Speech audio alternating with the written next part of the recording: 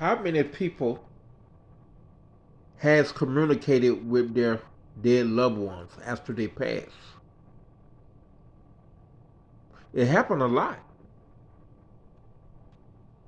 I go in these different type of rooms, and you'll be amazed at the amount of people say, my mama came back and gave me a hug. My son came back and held my hand.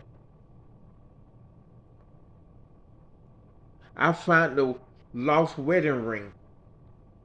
And it was in the obvious place where everybody see every week. Now all of a sudden in 20 years, it popped up after my husband died. All them type of things happen, and I'm gonna go over some cases where their loved ones come back to talk to me from the dead. The first one was a guy named Juster.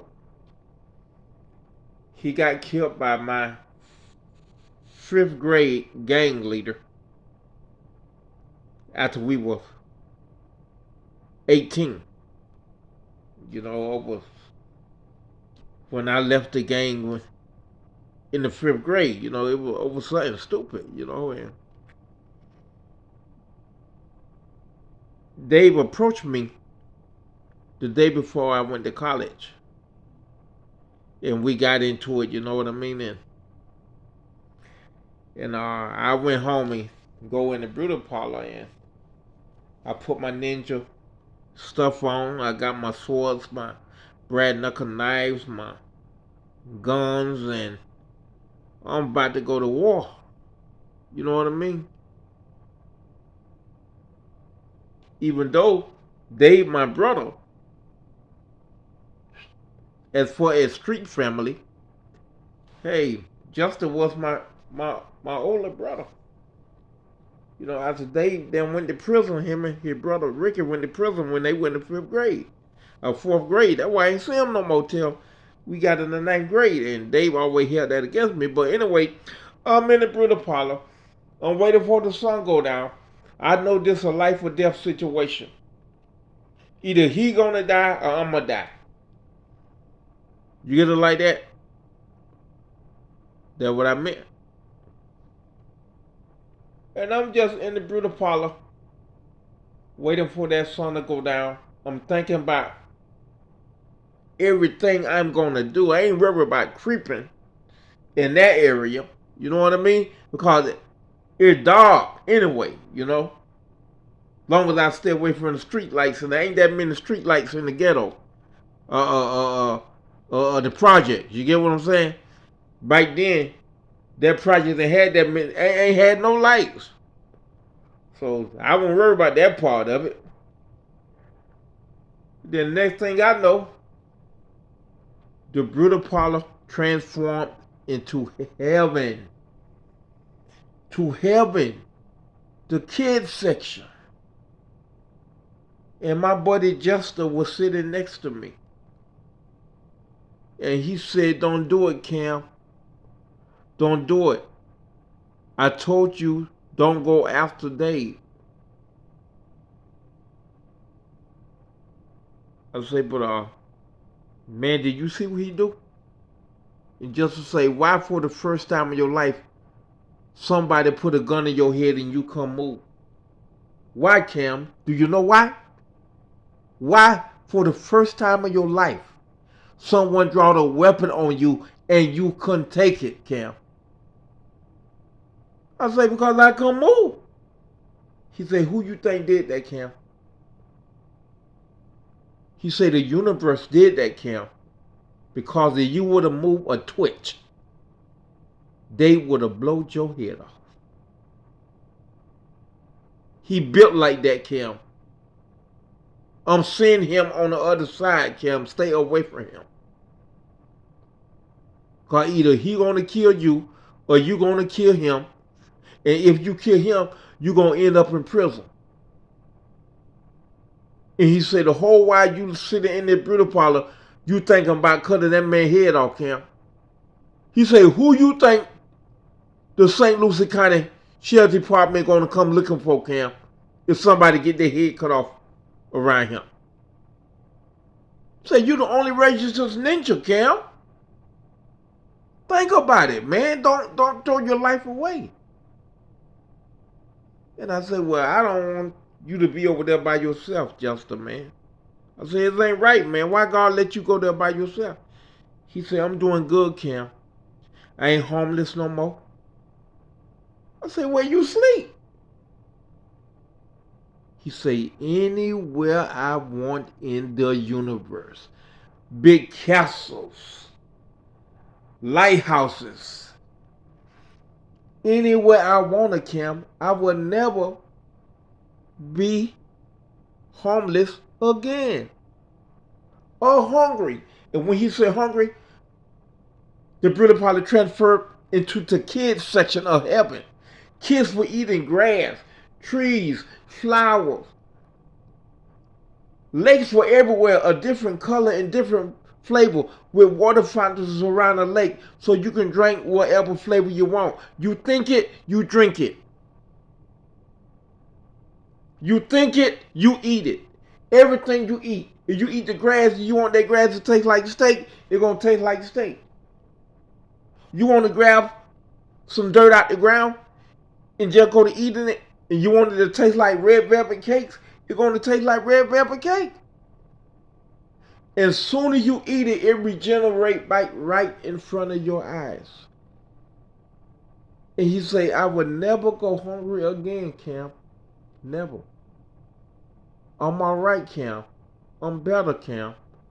Go to college and represent us all. And I'm like, that's what Dave said. He told me he's going to let me go to college. But if I don't, he going to kill me and my boys and my family. I say, that's what I got mad at, dog. Because you don't threaten my family and my friend. And just say, Cam. But if you go to college, like the man said, go to college, he'll forget about it. Just go to college, Cam. I said, man, it just ain't right, man. The man put a gun in my mouth, man. Cam, the universe stopped you from moving because you got a journey. I said, well, what my journey? He said, you'll find out in time, Cam. You'll find out in time. But why didn't you move? I said, I don't know, man. It seemed like he was so quick. He said, okay then.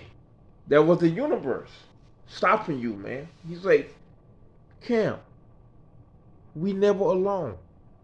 They always watching and recording our every move and thoughts. And I say, tell me something. Oh, he say, tell me something. How come you? No, I say, Justin, why would they let you come see me like this? He said, when I asked him, he said, you remember before I died, you told me to promise you that I'll come see you when I die.